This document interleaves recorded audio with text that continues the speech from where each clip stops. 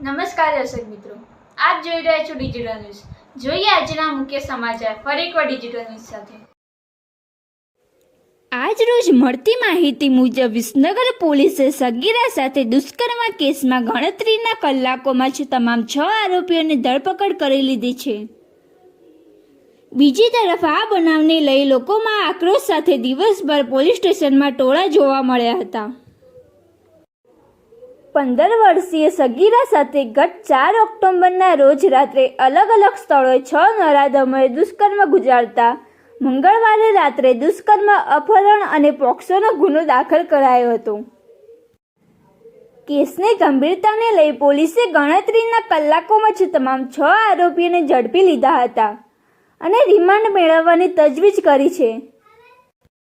આ ઘટનાને વિસનગરના ધારાસભ્ય અને કેબિનેટ મંત્રી ઋષિકેશ પટેલે શરમજનક ગણાવી સગીર વયની દીકરી ઉપર નરાધમોએ જે કૃત્ય કર્યું છે તેને તાકીદે પકડી લેવામાં આવ્યા છે। પોલીસ કાર્યવાહી ચાલુ જ છે અને ઝડપી કાર્યવાહી પૂર્ણ કરી ઝડપી ન્યાય મળે તેવી મને ખાતરી છે। તમામ સમાજના લોકોએ તેમની લાગણી રજૂ કરી છે, જેથી ઘટનાની ગંભીરતાને લઈ પોલીસે પણ ઝડપી કાર્યવાહી કરવા જણાવ્યું છે। ઝડપાયેલા 6 આરોપીઓ વિજય અશોકજી ઠાકોર, પવનજી દિવાનજી ઠાકોર, રાજ ઠાકોર, સોહમજી સુરેશજી ઠાકોર, દેવાંગ મકવાણા અને પ્રકાશ મોદી, જેનો રિપોર્ટ ડિજિટલ ન્યૂઝ સટલાસણા। કયા પ્રકારની ઘટના બની છે અને હાલમાં પોલીસે કઈ દિશામાં તપાસ કરીને કેટલાની ધરપકડ થઈ છે? વિસનગર શહેરમાં ગઈ તારીખ 4/10/2025ના રોજ એક નાબાલિગ દીકરી ઉપર બળાત્કાર બનવાનો એક બનાવ બનેલો છે। એ બનાવની વિગતે એવી છે કે એ દીકરીની ઉંમર 14.5 વર્ષની છે।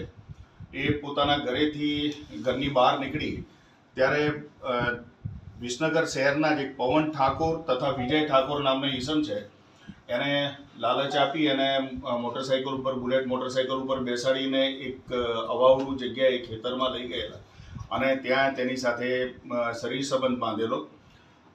ત્યારબાદ આ દીકરીને એ લોકો વિસનગર શહેરમાં પાછા લઈને આવે છે। પાછા લઈને એને ડોસાભાઈ બાગ વિસ્તાર છે ત્યાં આગળ એને ઉતારી દે છે।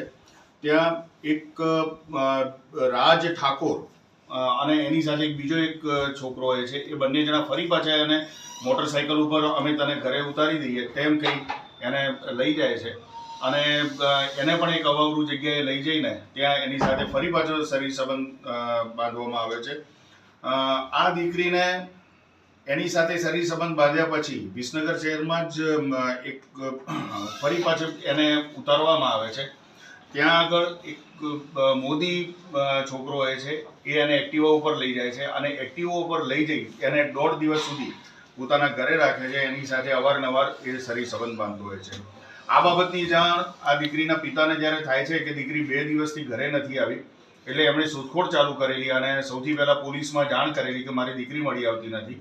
એ દિશામાં અમે તપાસ આદરેલી। તપાસ દરમિયાન અમને એવું જાણવા મળેલું કે દીકરી સાંજના સમયે પોતાના ઘરે આવે છે અને એને બોલાવી અને પૂછપરછ કરતા એણે કહેલું કે લગભગ 5 થી 6 જેટલા છોકરાઓએ એને અવારનવાર અવાવરું જગ્યા ઉપર લઈ જઈ અને અમારે એની સાથે બળાત્કાર કરેલો છે।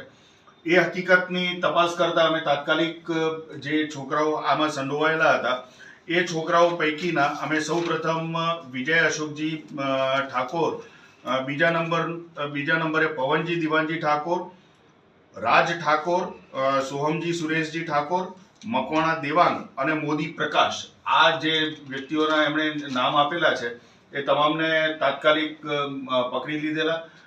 એમની પૂછપરછ દરમિયાન જે દીકરીએ અને એના પિતાએ જે અમને હકીકત જણાવેલી એ હકીકતને પૂરેપૂરું સમર્થન મળતું હોય ફરિયાદી જે દીકરીના પિતા છે એમની ફરિયાદ અમે લીધેલી અને ગુનો દાખલ કરીને આ તમામ અત્યારે હાલ અમારી પોલીસ કસ્ટડીમાં છે।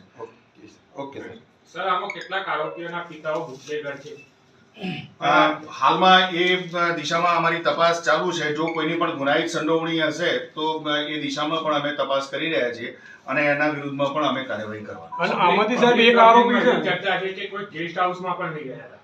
હા, એટલે હાલમાં જે દીકરી છે એ પોતે માનસિક સદમામાં છે. એની શાંતિથી એક જગ્યાએ પૂછપરછ કરી, જે જગ્યાએ જે ગેસ્ટ હાઉસમાં પણ લઈ જવામાં આવેલા છે, કાયદેસર રીતે એને ગેસ્ટ હાઉસમાં કોઈ એન્ટ્રી કરેલી છે કે કેમ એ દિશામાં પણ અમે તપાસ કરીને ગેસ્ટ હાઉસના માલિકે જો ગેરકાયદેસર એમને એન્ટ્રી આપેલી હશે તો એના વિરુદ્ધ પણ અમે કાર્યવાહી કરીશું. આમાંથી એક આરોપી છે સાહેબ, એ એકવાર બંદૂક સાથે વિડીયો વાયરલ થયેલો છે અને બીજી વખત તલવાર સાથે પણ વિડીયો વાયરલ થયેલો છે. હાલમાં એ દિશામાં અમને કોઈ એની એવી કોઈ જાણકારી છે નહીં, અને જો એ ભૂતકાળ એનો જે ગુનાહિત હશે તો એ પ્રમાણેની કાર્યવાહી કરવામાં આવશે. વિસનગરમાં છેલ્લા કેટલાય સમયથી કાયદો અને વ્યવસ્થાની હાલત ખરાબ છે.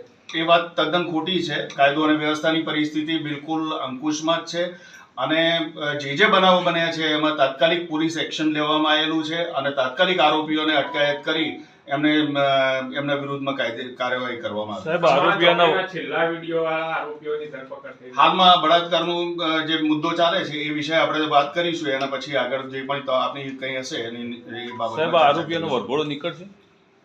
વરઘોડા બાબતે એવું છે કે હાલમાં હું આપને કહી અને એમાં હું બીજું કોઈ કાર્યવાહી કરી શકું નહીં, પણ અમે પોલીસની જે કડકમાં કડક કાર્યવાહી થતી હશે એ 100% અમે કરીશું. એના વિરુદ્ધમાં BNS ની કલમ